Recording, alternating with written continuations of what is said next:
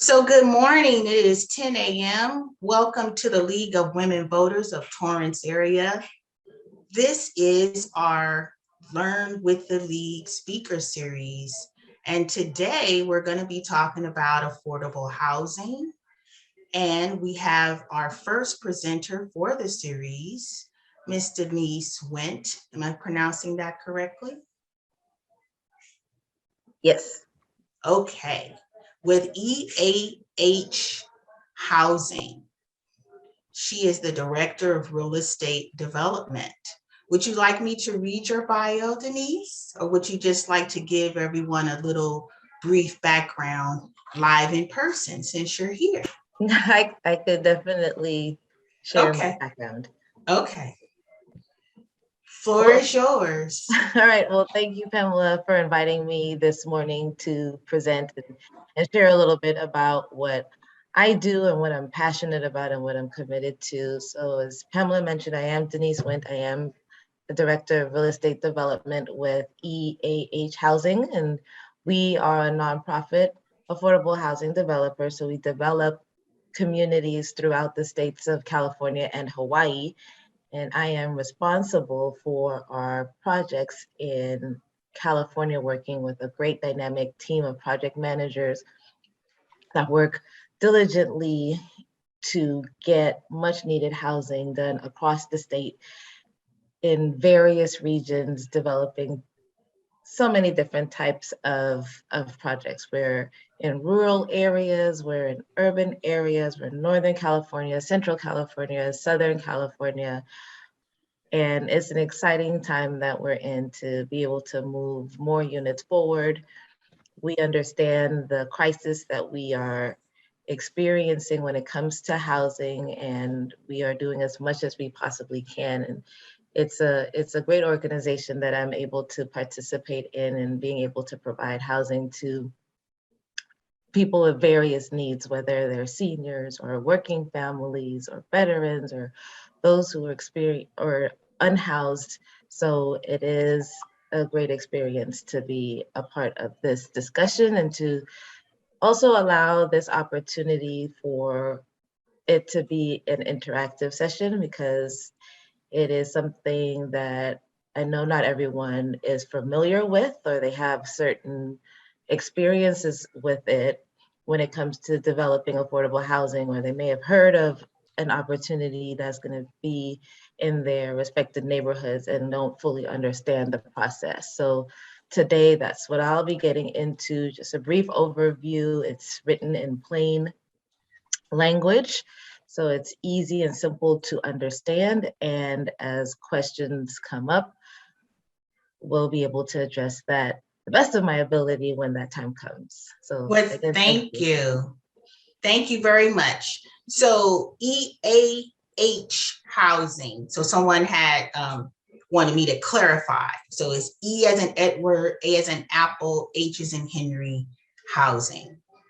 So I just wanted to start out by saying the League of Women Voters, we have studies that are done.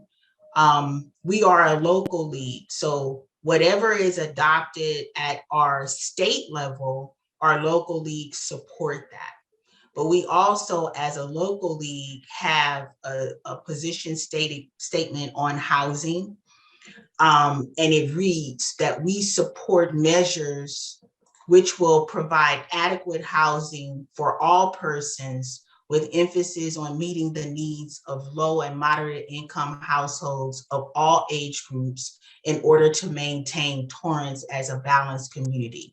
So what I did is put a little asterisk by Torrance. At the time in 1980, when that position statement was adopted, the League of Women Voters at that time for the local area was known for just Torrance, League of Women Voters, Torrance. Now we are League of Women Voters of Torrance area, which includes our service areas for outreach to Carson, Gardena, Harbor City, Lomita, and Torrance. So with this, we also recognize that it's time for us to update our position statements. That it's a lengthy process, but it requires a study to do that. So I just wanted to start out by giving our position statement as a local league, and then we'll move forward as far as housekeeping goes. This is interactive, as Denise mentioned.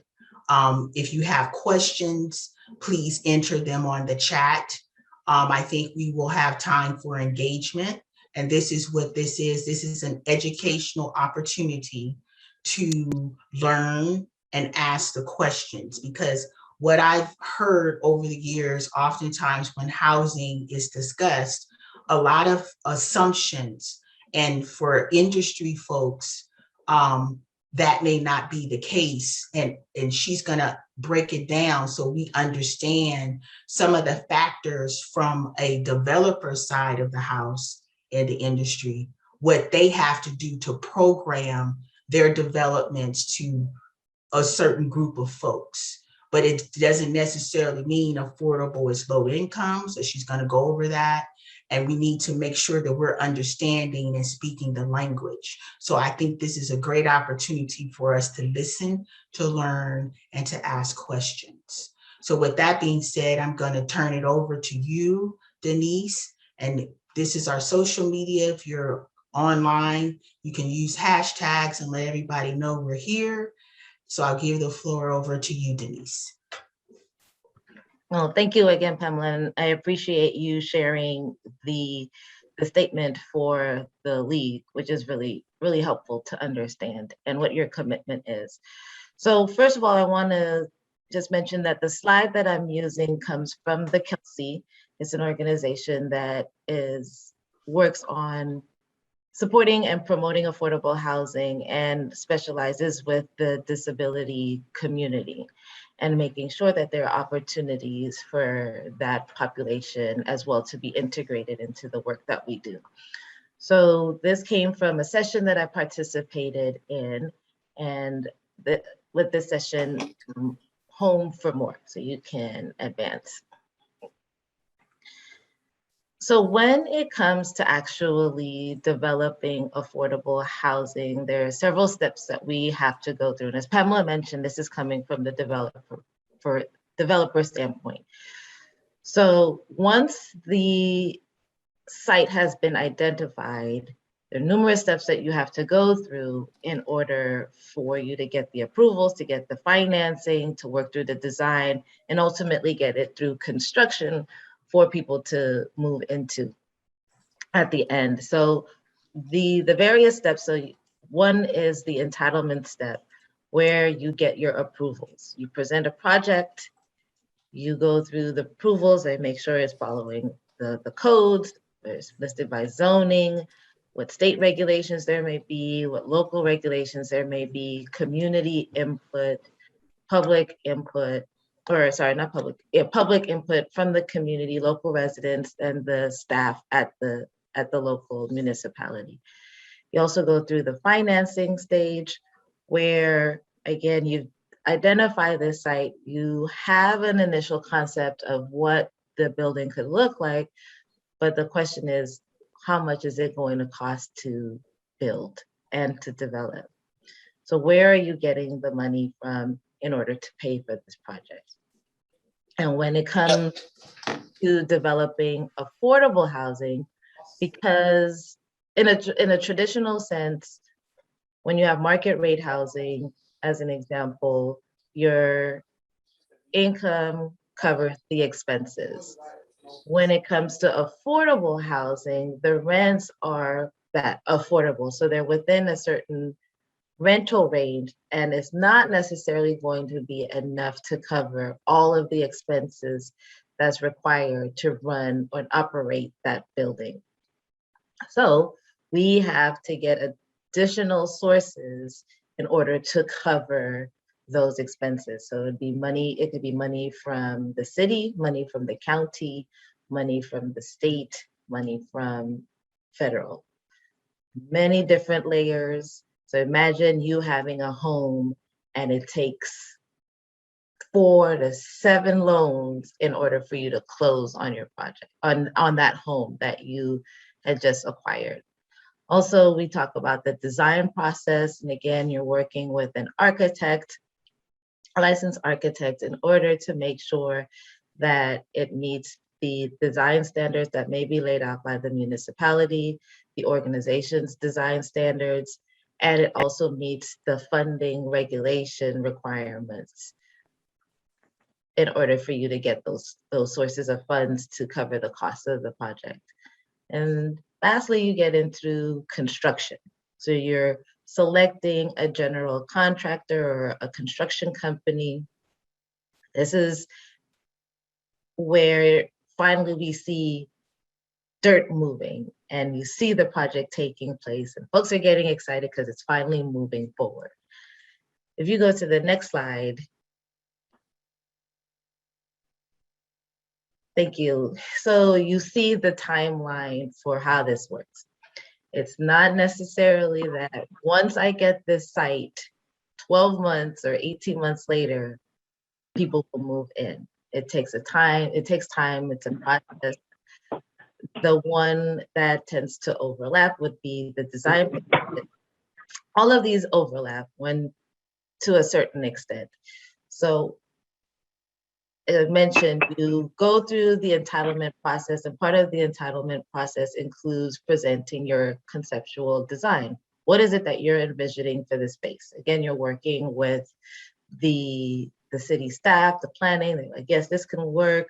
We also want you to get input from the community.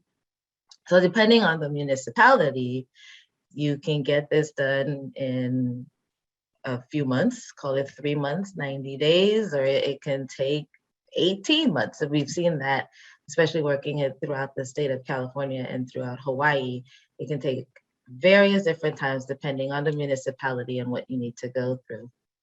But the state also has some things in place in order to help streamline the process, allowing it to be much faster when it comes to affordable housing, especially because we understand, again, the crisis that we're facing and the need for more units where people could afford to live in their communities.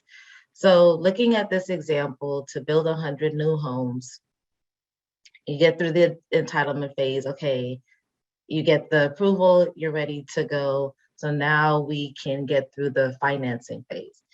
And remember when I had mentioned you can get money from the city, the county, the state, federal, you now have to compete. And depending on when these funding sources are available, it could take you anywhere from a year to 2 to 5 years to be able to put all of the financing sources together, because one is extremely competitive. 2, you're dealing with constant changes to the regulations and priorities that are set by these different agencies. And 3, the timing for when these funding sources are available vary. And oftentimes it would require you to have your full approvals from the local agency before you can apply.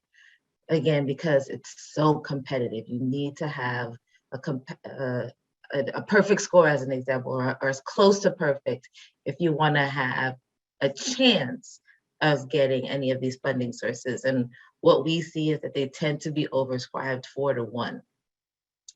So let's say you're able to get that financing plan in place and you're able to move quickly and you finally get the dirt going so you could begin construction. So again, it can take anywhere from a year to over 3 years, just depending on the municipality and the funding structure that is in place. The next slide.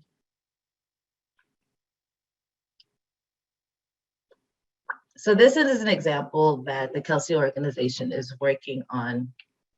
And some of the challenges, so I'll go into a little bit about the project. It could be applicable to any of the projects that you see are currently under construction or about to be approved to start construction. So this is an example of the Kelsey, the IR station is in San Jose in Northern California. So they started in 2018 and they expect to be complete by the fall of 2023. So they're looking at a 5-year timeline to get this done. So going through the entitlement process, can make or break your project, or it can add considerable amount of time to the timeline that you're working with. So within the project, they're able to use a Senate Bill 35 that allows the project, because it's affordable housing, to move through the process a little bit more quickly. So that can help with the process. And then the financing, again, could be a bit troublesome because so you have this vision of being able to create housing for people who work nearby, who make a certain amount within the average.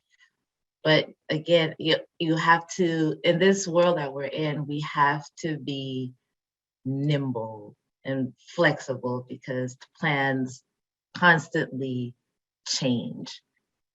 So you may need to add more units in order to accommodate your wish list.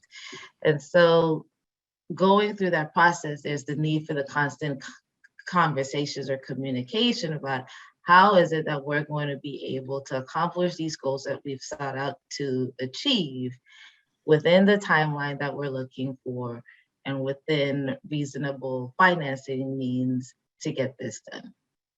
And so going through those changes and understanding, it's like, okay, well, I can't fit everybody into this.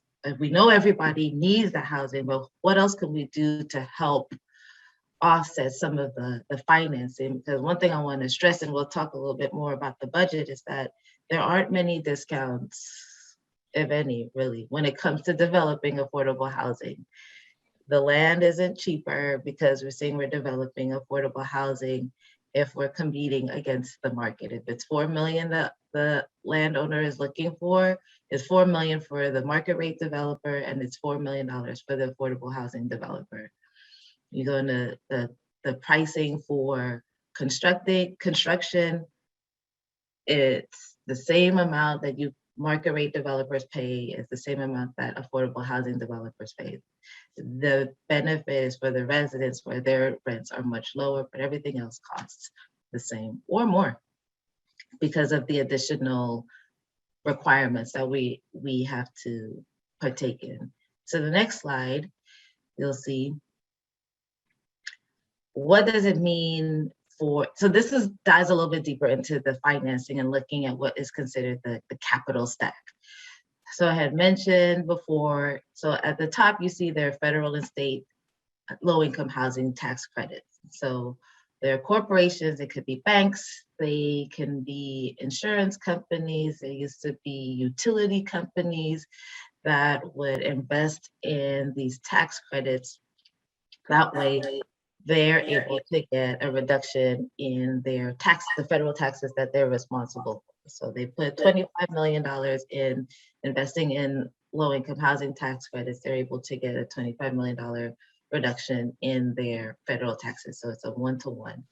Then you have the mortgage. This is what you're able to borrow from the bank based on the rents that you're able to collect. And as I mentioned, when it comes to affordable housing development, the rents are below market. So let's say, for example, I'm developing a market rate unit in Torrance, and I'm building a 3-bedroom, 2-bath apartment. I could rent that out for $3,000+. When it comes to affordable housing, that's not the case. It may be about $1,800 for that same unit, beautifully designed unit. So because we're not bringing in nearly as much rent, we're gonna get a lower mortgage, which means we now have to get additional sources, what's considered soft sources, from the city, from the county, or from the state. And in this case, in this budget, we had to go back and structure the project in order to get an additional $25 million of public sources. Competing, again, it is extremely competitive. So I try to make it as easy to understand as possible. So again, let's say you're looking to build your home, and they said, okay, we need there's a gap, it's not enough money, so we need you to go and apply for this money from the city. And the city says, okay, well, we only have this source once a year. and you just missed the deadline. So now you have to come back 12 months later in order for you to get the additional, it's say you needed $500,000 to help contribute to building your home. What has happened along that time? Things have increased over time. So you have to be able to time it properly as best as possibly for you to be able to get in and make sure that you can compete, put yourself in a position to compete. If not, then you have to wait another 12 months. Because let's say you go back at 12 months later and they're like, okay, I have everything in order. And they say, well, we had $500,000 available, but we have $1 million, or let's say $2 million in requests. So now you have to make sure that your project is close to perfect as possible within what we call funding range in order for that project to move forward. And then finally, we, so fortunately for the Kelsey, they were able to get additional monies to contribute to the project through donations because of, and foundations based on the organization. So for this 100-unit development that they're proposing is going to cost about $63 million. And you see a breakdown of where those monies went through. So 63 million went towards the construction costs. Then you have the cost, the interest to borrow the money, costs that you have to pay, like the fees, the permit fees, impact fees, all the different fees in order to build that site. You have the design cost, developer fee. So the developer fee is what the developer is able to make off of the project. So remember that timeline that I mentioned, it could take you let's say average 3 years plus before you're able to see probably even a third or a half of that developer fee, which ends up going back into the organization to pay for staff costs and whatnot to be able to continue the project forward. And then all the other fees that you have to pay. So this the $63 million to cover that project. Next slide.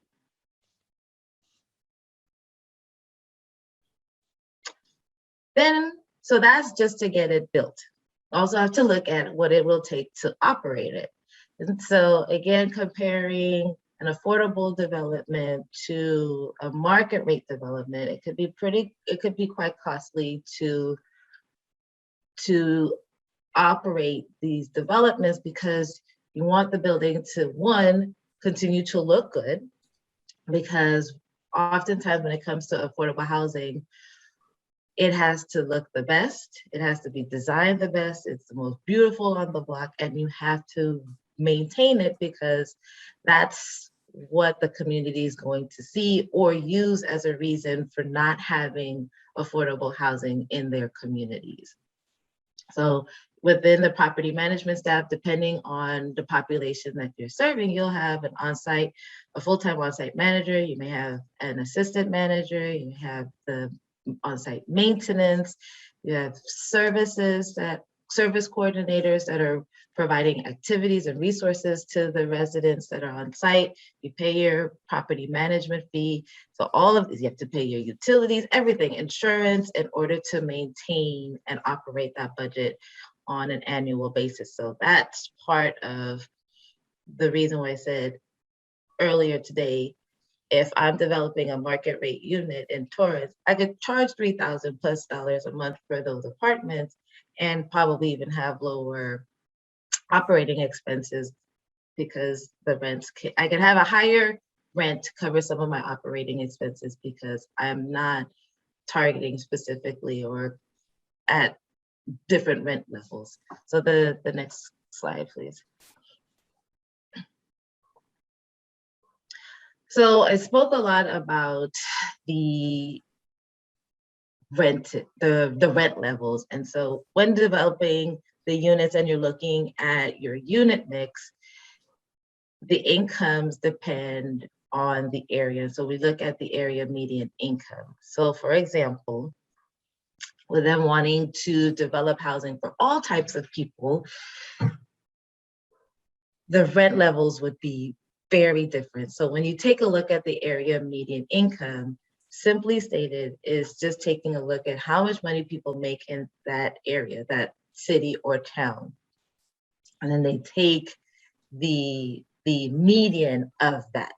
So let's say the area is $16,000 a month, the median is going, the middle is going to be that 8,000.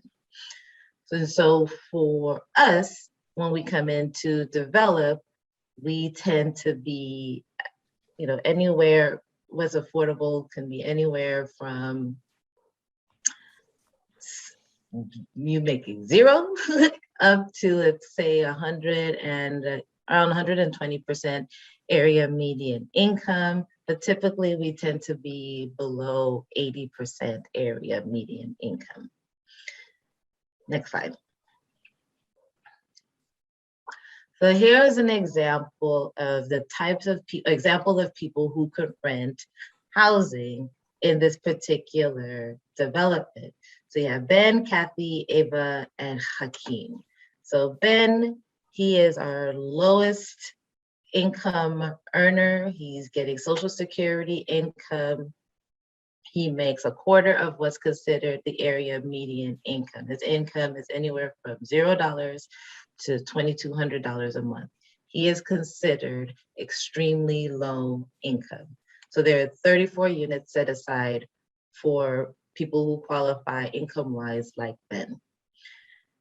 Kathy, on the other hand, she's a caretaker. Her income ranges anywhere from $2,300 to $3,700 a month.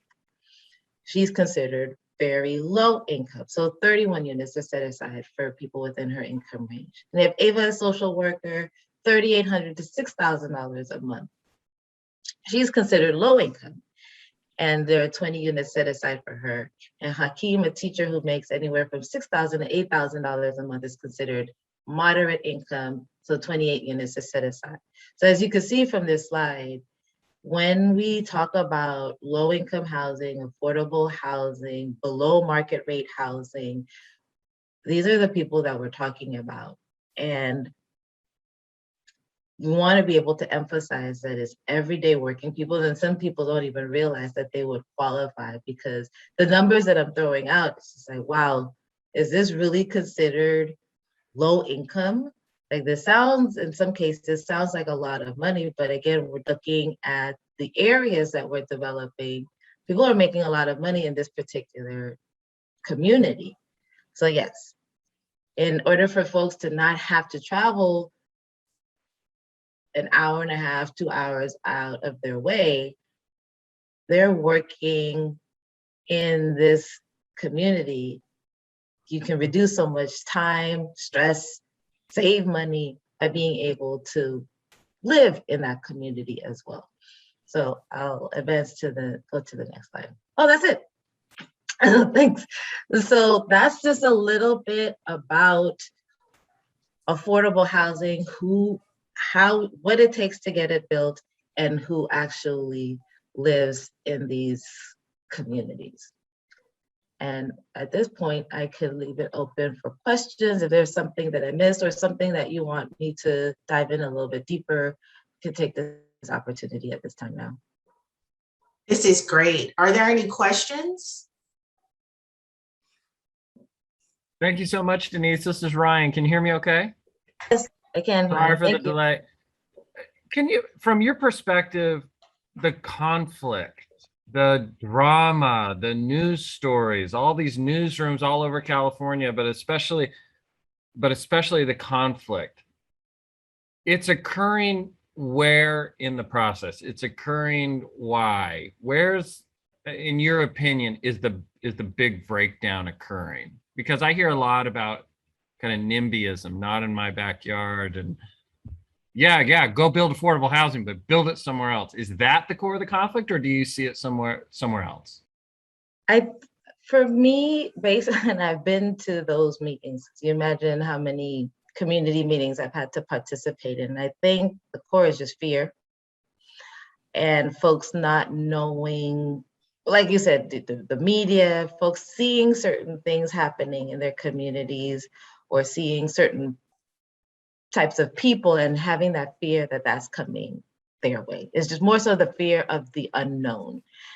And I think, to Pamela's credit, having these types of sessions can help with that from a developer standpoint, helping folks to understand, because people would say, well, you're going to reduce my property value if you bring those people here, or it's going to be more crime if those people come here, or what about our children? Or, I've heard folks say, yes, I know they've served our country and they've put their lives on the line, but I'm scared that they may get upset or something may be triggered and they shoot us up in the neighborhood. Or can you make sure that you put a no left turn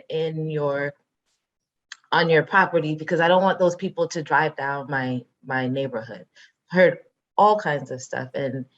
And I think it's just more from an education standpoint. If you understand what folks have to go through in order to even qualify for the housing and live in the housing, it's much more rigorous than your own neighbor.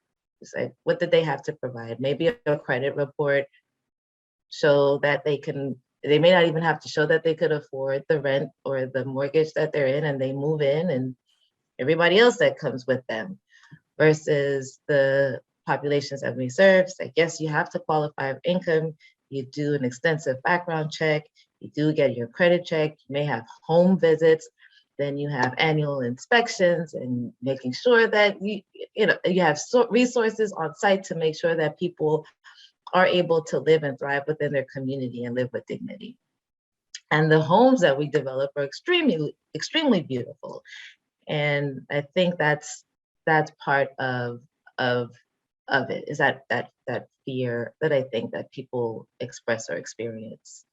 And then as you go up further, there's so much more. There's so much more, but I think the bottom line, oftentimes, especially when it comes to NIMBYism, is that fear and the lack of education. So you have two hands up. So yes, I don't know who Mr. went. Bill was first. Yes. Okay. Yes. I just want to add a couple more things into the conversation, like community land trusts. My understanding is that where a municipality or a government using public money buys land, and then affordable housing is put on that land. So that reduces some of your costs, and it helps the city meet its goals of providing affordable housing. And then, so the city owns the land, but the tenants of the community land trust run the development. And so that's another model that I think reduces your competition, and it helps you meet costs. The other thing is deed restricted affordable housing, which requires that the housing be used to provide affordable housing, meaning 30% or less of household income. Also, the other thing is workforce housing. The Daily Breeze in Torrance has run a couple of good articles on workforce housing, which is deed restricted housing. A developer comes in and buys an apartment building, for example, that's not too old, that still has plenty of life in it, but it's deed restricted, and it provides housing for like people who may work in the area, but they can't afford to live in the area. For example, in Torrance, we may have police officers or school teachers or firefighters that can't afford to live in the area. But this workforce housing, which is a private investment, but in the end, the city gets the building, I believe. And it also there's a protection from property tax involved too. But anyway, workforce housing is something else that we should be thinking about. Thank you. Thank you, Bill. Absolutely. That's Ms. Barbara, and then Athena, and then Gloria.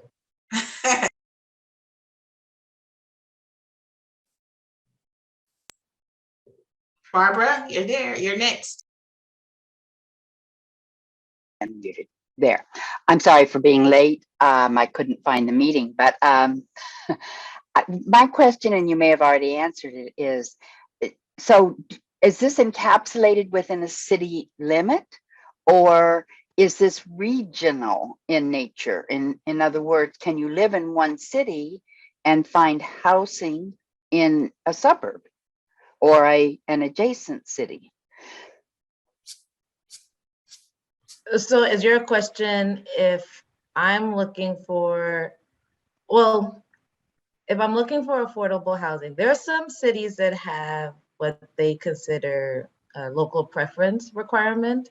If they're providing funding for a development, so they say you have to give priority to those who live and work in our city.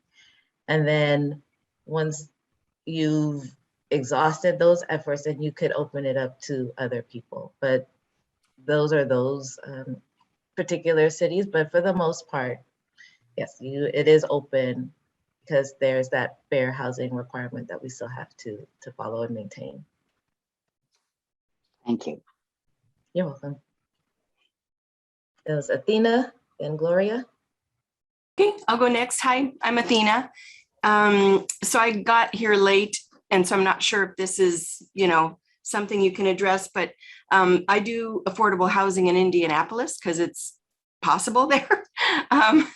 And so I'm curious about whether you're using prefab homes or manufactured homes, modular homes, people call it all kinds of different words, but are you guys considering doing that? So you cut the time of construction and, the construction disruption that happens with the neighbors. And then my second question is what your thoughts are on SB 9. So yes, so Athena, thank you for that question. It is, I have worked on manufactured housing and affordable housing, and it was one of the best experiences that I've participated. I had 3 projects that I was working on at the same time. Granted, so the manufactured home that I worked on, they were single individual homes as opposed to being in a multifamily development, and I'll get into that a little bit. But the process was so quick that every 6 weeks, we were able to move a family in. So it was the fastest process that I was able to go through developing affordable housing versus on the multifamily side, we had to wait. All of the units were complete in order to move those families in. Now, we are as an industry, we're constantly looking at ways to help reduce costs, minimize impact, save money.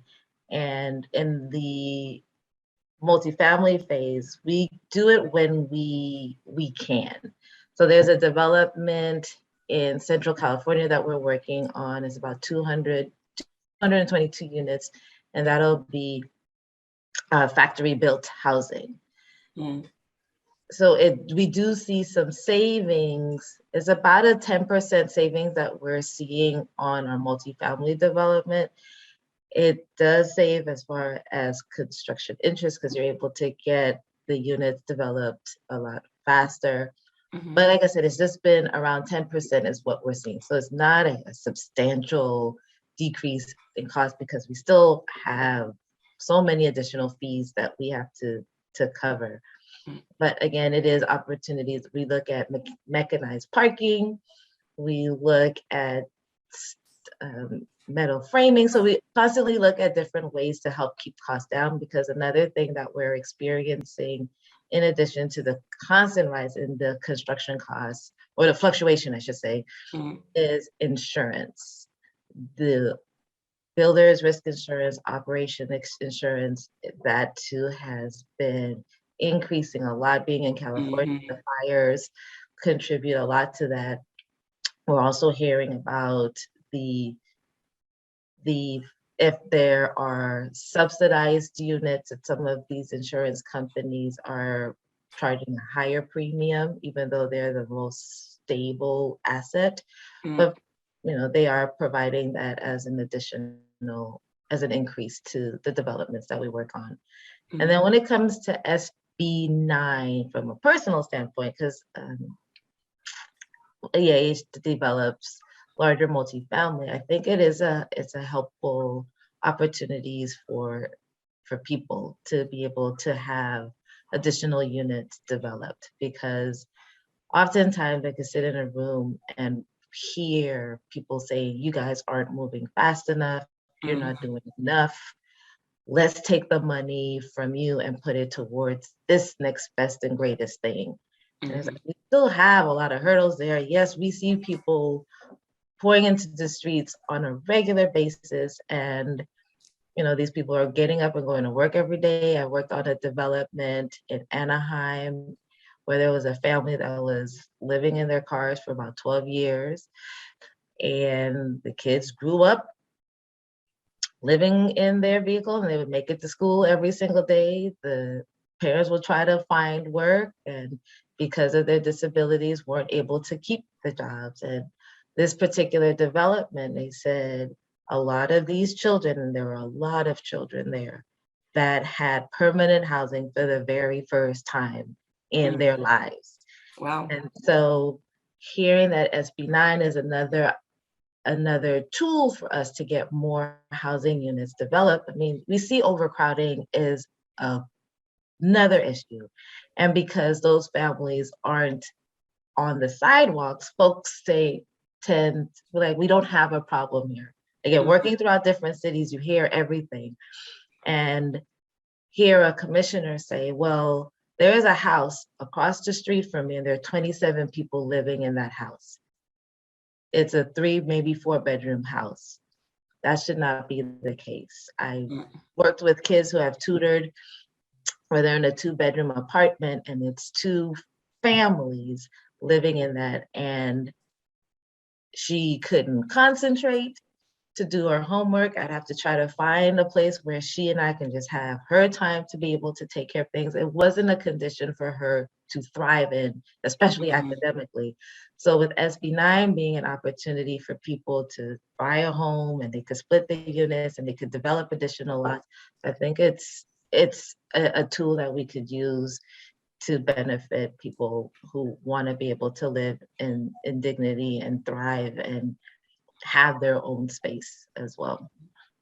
I guess my question to you on the SB9 was more about, you see the cost of construction, you see the, your changes in costs go up as your project takes longer and longer, and then you're renegotiating things and all of that stuff. So how is a homeowner gonna, number one, afford these extra units to help with the housing crisis and manage a relationship with a contractor? Is there a something in sight where a professional would help people and possibly get the cost down? Because otherwise SB9 is like, in my opinion, only for people who can afford $300,000 for an extra unit on their home, which is not affordable for someone who owns a $600,000 house currently, right? So, right. I mean, construction, I'm in finance, so even just, they can get a loan. Yeah, getting a construction loan's also not an easy feat, right? So I'm just curious if you see in the horizon, since you're in the nonprofit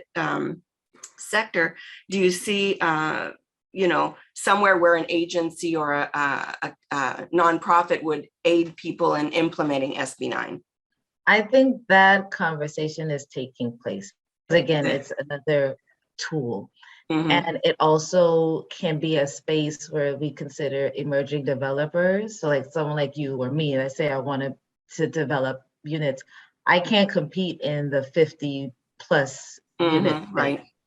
But I could potentially compete in a 4-unit, and I can work on getting resources. If I say I'm working on trying to create additional affordable housing, I know the state is looking to create those types of opportunities. I know that they're also looking, like with ADUs, as quote unquote simple as an ADU could have been, it is pretty cost prohibitive because folks still can't afford to get permits and whatnot. So I know the city, at least City of LA, was looking at ways of being able to help people who don't have the resources that you had just mentioned to develop these types of units. So I think those conversations are taking place because, to your point, not everyone has access to this capital. So what else can we do to help, truly help solve the problem that we're all participating in? So I do appreciate that question. Okay, thank you. And bring it up. Definitely continue to bring that that up. Mhm. Gloria? Yes, hi. Thank you so much for this presentation. It's been eye-opening and it really helps me to understand the process. I had questions about I had a couple questions, but I'm gonna go one at a time, as I know there's other people who have questions too. When you're proposing a new project, how does transportation play into the project considerations? Is that something that is fleshed out or considered, planned out before the project is proposed, or does it already have to exist there? Or sometimes do you propose changes to local transportation to make these types of projects more palatable, to reduce traffic and parking, et cetera? Yeah, so the answer is yes, all of the above. So when we do identify a site, if you were on the call when I talked about the different funding sources and having to compete, transportation is oftentimes one of those point categories that you want to make sure that you achieve.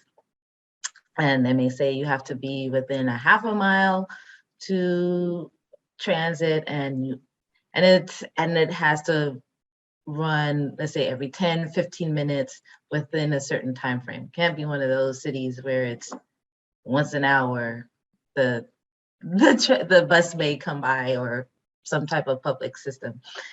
So that is oftentimes considered into the development. And with some of these transit-oriented developments, you can get more units, you can get reduction in parking, because parking is a very costly item to the project.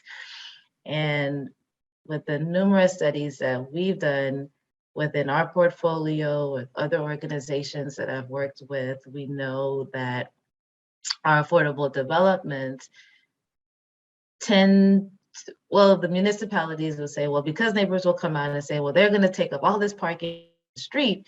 We're like, well, our units tend to be underparked because we're closer to transportation, or folks are actually coming from the neighborhood. So the parking requirements may not be as great of a need. Oftentimes we do find parking being a problem because the neighborhoods are just overcrowded. So transportation is something that we strongly take a look at, because it's a way to help, one, get our residents around, but also to be able to help with the parking demand, or the parking requirements that may be imposed on the project, and then just sit vacant because no one is really using it. Wonderful. I don't see any other questions. Can I ask another one? Sure. Okay, so my next question has to do with project locations. So when you're considering locations for a project, there's obviously a lot of factors. It's ease of getting it approved, right? You don't want to work really hard to get a project in a location and have such a mountain to climb that you end up not getting it passed over and over and over again. But of course, that also impacts that there are areas that don't end up getting any housing. And referring back to the NIMBYism problem, is there a concerted effort to try to put housing in all areas, or to distribute it more equally, or do you find that you end up doing projects in the same types of locations in order to get those projects approved? Yeah, thanks for asking that as well. I think that's part of the conversations that developers are having right now, even with the state, because again, when it comes to financing, you want to compete, and you end up finding yourself chasing the dollars, and with the different funding sources, their priorities change. And so right now, one or two of the funding sources is emphasizing what is called high opportunity areas, where so that way we can develop more affordable housing in those areas, considered Santa Monica, the west side of LA, parts of Torrance.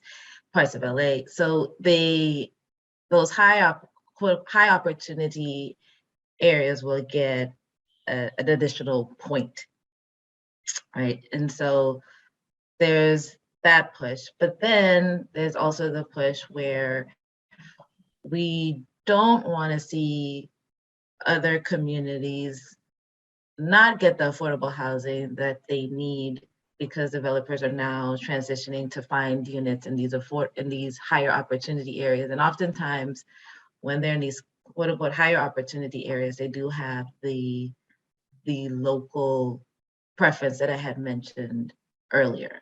So even though we're developing housing in these higher opportunity areas, it would be for that particular community. And to Barbara's point, then if I'm coming from Harbor City and I say I want to move to Santa Monica because the school is better, the school district is better, you know, I probably am a caretaker in that area, then I could possibly get that opportunity because I work there. But if I didn't work there or I didn't live there, then that opportunity wouldn't be available to me.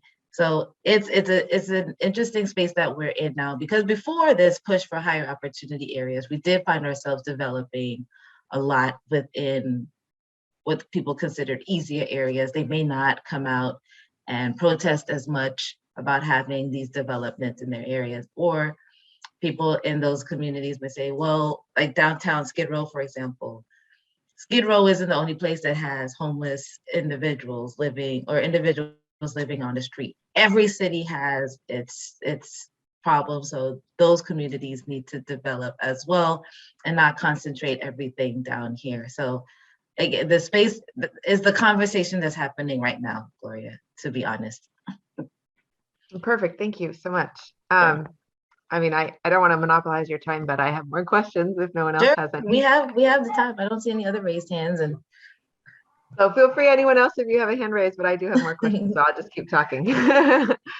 So Bill actually made a comment in the chat about adequate affordable housing and discussed that the state and federal statutes describe 30% of household income as being affordable. And I remember studying this in college as that those numbers and that calculation is maybe like 80 years old. I think they came up with the calculation a long time ago. And I was gonna just ask you how feasible, like how far away are we from something like that, let's say in California? Because I know maybe in other states that's possible, but in California, it's been a long time, I think, that people are spending closer to 40 or 50% of their income. So yeah, are you familiar with just how far away we are from that unattainable, like 30% of your income affordability? right. So for affordable housing units, we have those AMI ranges.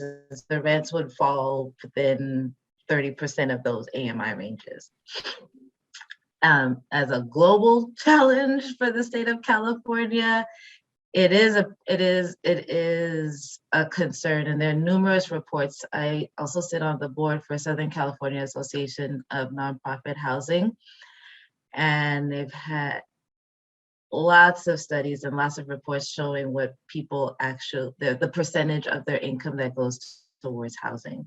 So if you see low income housing, and we talked about it earlier, what low income looks like, they're seeing that their housing costs could be anywhere, around 80% of their income, and other AMI levels at maybe 50 to 60%. To have that 30% where there's your rent or your mortgage that's going towards your housing costs, it is a lot more challenging for people nowadays, I would say, because the incomes aren't going up as quickly, and the opportunities there for those higher paying jobs, it may be there, but folks are struggling with student loan payments and just cost of living. So I think part of it from a California standpoint is just the increase. So folks say, well, we push to get minimum wage to $15 an hour, and their rents are still 50 to 60% of their income, it's a big problem that we're dealing with. Okay, so time check is 10:55. So we have 5 minutes for questions. You have 2 more hands up. So it's Barbara again, I see, and Bill. I'm ready. So yeah, I can agree that the 30% metric could be revisited. But I think it's important that we have a metric like that, and we don't let other people define what is affordable. I think we need to have an objective number that can be put in deed restrictions, and I think that's all. We want to make sure that the developers, for example, don't get a chance to define what is affordable, so they can line their pockets. That's all. Thank you. Right. And there are state and federal definitions too that you guys could explore what that looks like. Ms. Barbara. Well, I was just wondering, when a development goes up, and that there's one in our city, Gloria's, and Brianna live in Alameda, it's about 240 units. If they qualified, I don't know the specifics, but if they qualified for some benefit based on having some low housing, is there a formula of what they have to provide, what percentage of their units or something like that? Yes, that's part of the Senate bill. So if it's a market rate developer that's coming in and they say they're doing the 200 units, if they want to get a density bonus, so they want to put in more units than what the site initially allows, then a certain percentage of those new units have to be available at affordable rates or below market rates up to a certain percentage of the AMI. So the calculation is there, I just don't know what the exact calculation is. So the city may say, if your site by right can do 150 units, and if you want this density bonus and now you can get 200 units, it could be 50 units have to be, or 25 units have to be set aside for low income. Yeah, 10%. Thank you, Athena. Thank you. I did have another question. Pamela, do we have time? Yes, you have a minute. All right. So my final question, Denise, and thank you so much. This has been so wonderful and enlightening.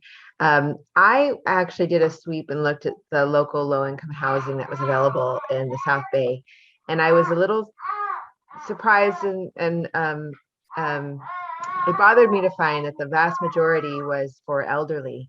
Not that we don't need low-income housing for the elderly, as often they're on fixed incomes. But finding housing for anyone else with low income seemed impossible in this area. What are your thoughts on how to help increase the number of low income housing available for those who don't fit that category? Yeah, I think in some areas it's just easier to get the pass for senior housing, even though it's more challenging to get senior housing built because it's not a high priority. The high priority is housing for those who are unhoused and families. So you'll see more units. The other challenge too is the size of lots and what you could build on those sites. So if you're doing a large family development, and a large family is defined as having a certain, like 25% of your units, if you're using tax credits, for example, 25 of your units set aside for 3-bedroom units, then you need to make sure that your lot size is large enough to accommodate. So for us, we need at least 50 units in order for us to see the benefit, because it is costly. So the size of the lot, how many units could be developed on the lot, you advocating for more family units would help go a long way. But before, it was just so much easier to get senior housing. To say, yes, here's a lot for families, and then the city may say, could we just focus on senior housing? It may be easier to get through the approvals with the community because it's not as great of a threat. or to trigger the fear, I should say. Right. Thank you so much. So the time now is 11 a.m. Well, So thank you. This we is great. thank you, Denise. This was an awesome Thank you. presentation. So thank you for joining us. And I want to say that Denise is, well, you're in Northern California, Southern California, but she's local from Harbor City, right? Yes, I am. So I wanted to say that. So I thank you. You're a powerhouse. I admire your work and your passion for doing what you do. And thank you for taking the time to share with us today. Absolutely. The more we can get going in the South Bay, I'm 100% for that. I was born in Inglewood, raised in Hawthorne, and then bought my first home in Harbor City. So the more we can get going, and I'm excited for Lomita to get something going because I know we try to do something there. So push to get more units going. Thank you. Well, thank you again. So join us on our social media, Facebook, League of Women Voters of Torrance Area, Instagram, and use our hashtags LWVTA or Your Vote Matters. Our email, I'm sorry, not our email, our website is www.lwvtorrancearea.org. And also the next topic for our speaker series is scheduled for, we have a new date. It was rescheduled. Now it's November the 12th at 9 a.m. with Dr. Richard Green from the University of California. He is an economist. He's a professor within Sol Price, and then he's also chair of the Luss Center for Real Estate. So we're going to be talking about the socioeconomics involved with housing and some of those things that lead to homelessness. And I think this will be a great conversation.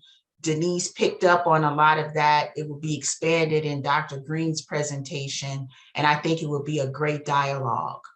Also next up is Amber Sheik, who is also from our community. She's a housing advocate, community leader that's done a lot of work and outreach to fight for homeless solutions, not just doing things, but solutions that are going to ease the housing crisis in our area. We're going to talk to her about what she's done, the community outreach she's involved with, and give us some of her success stories. So please join us in our continuing efforts to expand our knowledge about housing, and I hope to see you soon. Bye-bye. Have a happy Friday.